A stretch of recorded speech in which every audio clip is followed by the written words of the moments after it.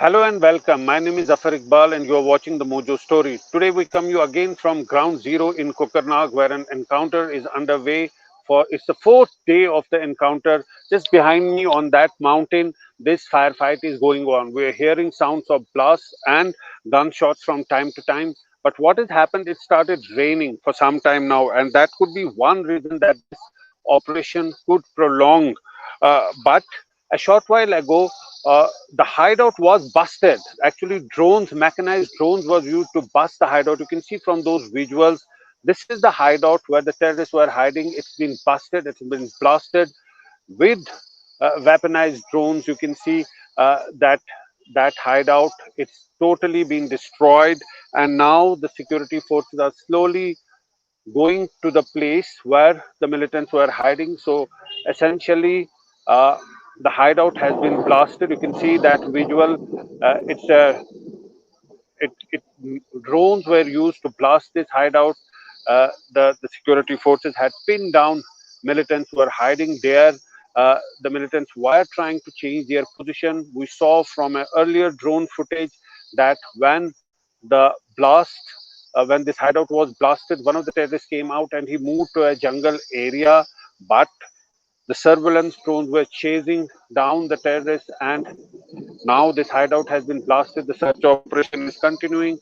The operation is still going on. Security forces are retreating very cautiously. They don't want to take any more casualties. Remember, in the initial burst of fire, in the initial engagement, three uh, three officers of Jammu and Kashmir police and the army were killed in action, and the next day another body was retrieved. So four security force personnel have been killed in action so far in this encounter, but the terrorists have been tracked down. Their hideouts has been blasted. You can see from those visuals.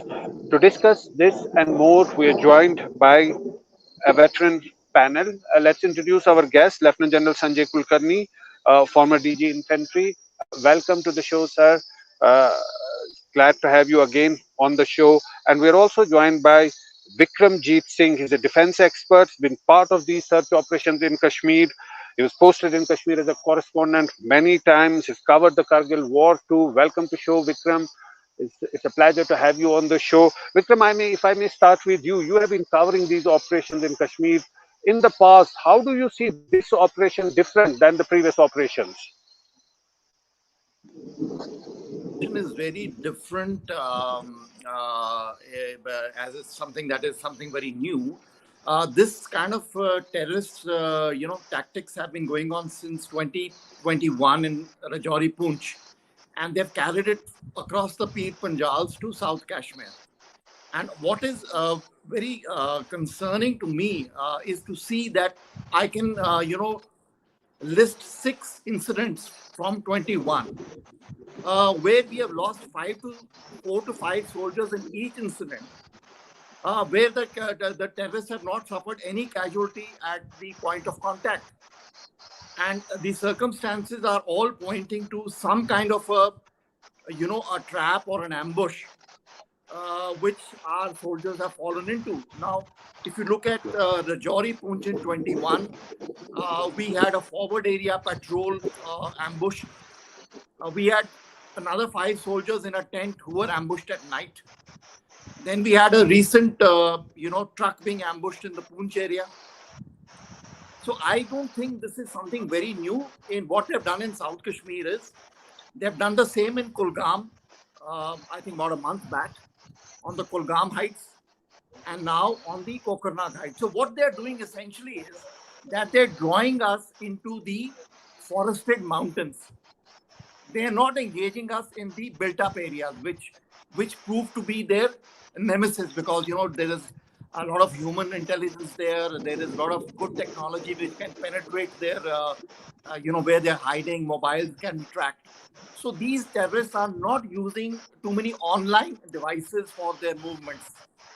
So I think it's very worrisome as to how these 6 incidents have occurred in Rajouri, Poonch, and South Kashmir, where we have lost soldiers and now officers without even one terrorist, dying in the point of contact time frame. Well, that's a very important point. Perhaps the changing tactics by the militants. But I can tell you the situation here. You can see it's raining extremely hard, and the operation is going on in that mountain. So obviously, this weather is also a difficulty for the security forces. Not just the tough terrain, but the harsh weather that's also preventing, them to go close to the hideout.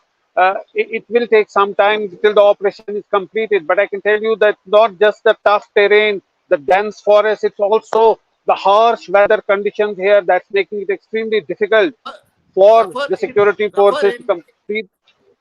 in Kargil, we assaulted 17,000 feet, 18,000 feet in weather much worse than this, right? It's weather is part and parcel of operational tasking. So the point is, we have to figure out what kind of tactics they are using, and we have to what you call preempt these attacks. Because now Right. searching for two guys in a huge forested area, I think they're using more than a brigade strength plus enormous other assets to track down two Yes. guys. Yes, and it's technology that's also been put into use. Lieutenant General Sanjay Kulkarni, you would agree that this operation is prolonging, challenge notwithstanding, the security forces will get them, but it's a changing strategy of the terrorists. They're drawing in security forces to these areas, to these caves, in these mountains, and this in this tough terrain to engage with them and to inflict casualties.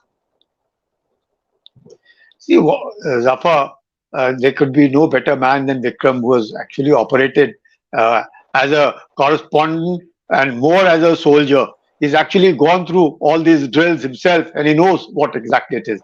But having what he has said, I'll just tell you, you know, similar kind of incidents I've encountered when I was operating in Kishtwar and Doda, as heights, forested, bad weather, fog, mist, rain, all this makes the operations more and more difficult. And sometimes it might just give a feeling as to why is it that there are just two, three of them and so much of force is applied. These operations require patience, first and foremost, because normalcy is what seems to have returned, but definitely has not returned and will not return so soon. 95% normalcy will be there. But because the feeling is that the normalcy has returned, you find that all these activities, because Pakistan will use terrorism as an instrument of state policy, ISI will do it. Pakistan himself is on the back foot in with Taliban and Tehrik-e-Taliban. Pakistan, their own crossing point with Afghanistan is opened after 9 to 10 days. So there is a lot of pressure over there. Obviously, they've invested so much of money and training all these people to pump them into India and into Kashmir. But North Kashmir and South Kashmir are two different. Now we've had one this morning in North Kashmir also. The one now that you're covering, Zafar, you're on the ground zero. You see the area thickly forested. Number one. Number two, you have a deep ravine down there, absolutely deep. Because on one side you can just fall and die on your own. Thirdly, the weather. Fourthly, the logistic supply which is coming to them from the villages close by. Otherwise, they cannot survive. And these people have a logistic supply. Now they have time at their disposal. For days and months, they will be seeing everybody around. They're moving like normal people amongst the people. The informer also is coming here, going there, informing whatever is doing it. And then you realize it that once having operated in that area, once they've decided that this is the area, this is the hideout, where from wherein once the information is given, everybody will be coming toward that area, and then they'll take on whoever it is. It's the same place where this thing up now.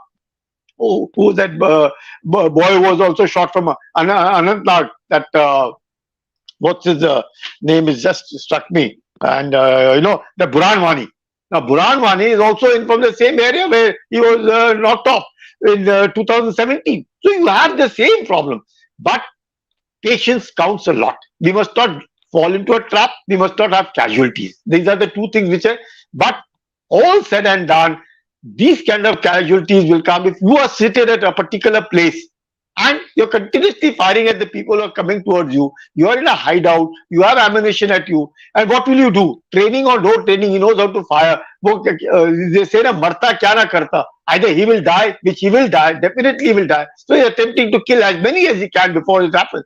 we've had 4 casualties now over there already. The fourth one has been found over there. So we have to be very careful. Again and again, we keep saying the absence of violence is not normalcy. This part and this kind of an activity will take place because there are people who are sleeper cells or working in conjunction with the handlers over there. You have people at the launch pad ready to be pushed into it. Even if through the launch pad they can't come, they'll come to Nepal, they'll come to Punjab, they will enter into Jammu, and that is why you find south of Pir Panjal that is there. But do not expect everything will get hunky dory in a short span of time. Yes, to a large extent, 90-95% of normalcy has been restored. That's the reason why you had lakhs and lakhs and lakhs and lakhs of people come as tourists. You found Anantnag Yatra having successfully conducted. You find infrastructure projects coming up. You find all shops filled up. You find lots of commercial activity which is happening. All this is a signs of normalcy, but not total normalcy. It takes a long time to establish it because obviously Pakistan wouldn't want, the very purpose of Pakistan is to bleed India with 1,000 cuts. And that is what the aim is. And now in on the back foot, supported by the Chinese, because after G20, what's happened? There's a whole lot of gung-ho that G20 has been a great success for India. It's been seen internationally. Why not put India on the back foot and do all these activities? We have to be alert. Right. We have to be vigilant. For us, 24/7, 365 days, this is our job. Complacency at no stage will be accepted and will not be done also, as I see it. Yeah, Zafa. Right. Last word to you, Vikram, before we wrap up the show. These are these natural caves here that are acting as perfect hideouts for the terrorists. The caves in these jungles, in these forested areas, these natural caves which are taken advantage of by the terrorists. Well, you see, caves are going to be taken advantage of by the terrorists. But what I note is, firstly, that they're resorting to lesser Fidain attacks where they themselves get killed. Since 21, the significant Fidain attack has been one in the Rajouri Poonch area, which was on 11 Rajrif in Rajouri, where two of these fellows died, and 5 of our soldiers had to lay down their lives because they stormed the camp. The second thing I think we need to note is that caves, for example, in North Kashmir, they were using caves. I remember being on an operation where they actually fired flamethrowers into each cave to flush out these guys. Each cave, we fired flamethrowers into it. So caves are going to be used. And what I note about the drones, there's a lot of talk about drones. Now, drones are good, they're going to be, but they will have their limits. Because of the terrain is such, it is very thick, very forested. Weather will play a part in obscuring the, visibility. But caves will be there. Now you say you destroyed a hideout. Fine. But has the terrorist been killed? That's doubtful as of now. He could again come back to the same cave after maybe 2 months or 3 months. So, these things don't go away. My understanding is that these guys are quite highly trained. For example, when they attacked the Poonch truck, they had a proper L-shaped ambush. Secondly, they were using steel core jacketed assault rifle bullets, which penetrated the armor plating or whatever of the vehicles.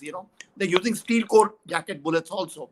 Then thirdly, what these guys are doing is they are taking videos of their attacks, which they are putting out later on social media. So I think this is something to, a cause of concern. And I think we need to have a rethink about our, especially at the tactical level. Right. At the operational and strategic level, we have limitations. And I understand them very well.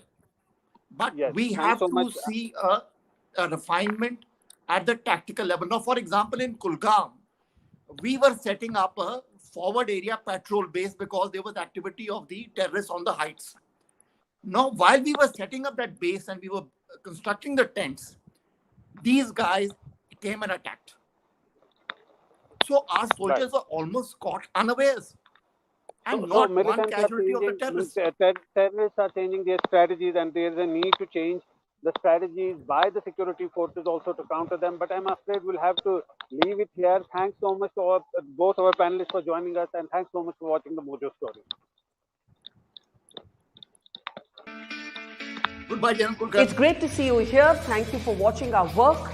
If you haven't subscribed yet, don't forget to click the bell icon and subscribe to Mojo Story and support independent, robust journalism.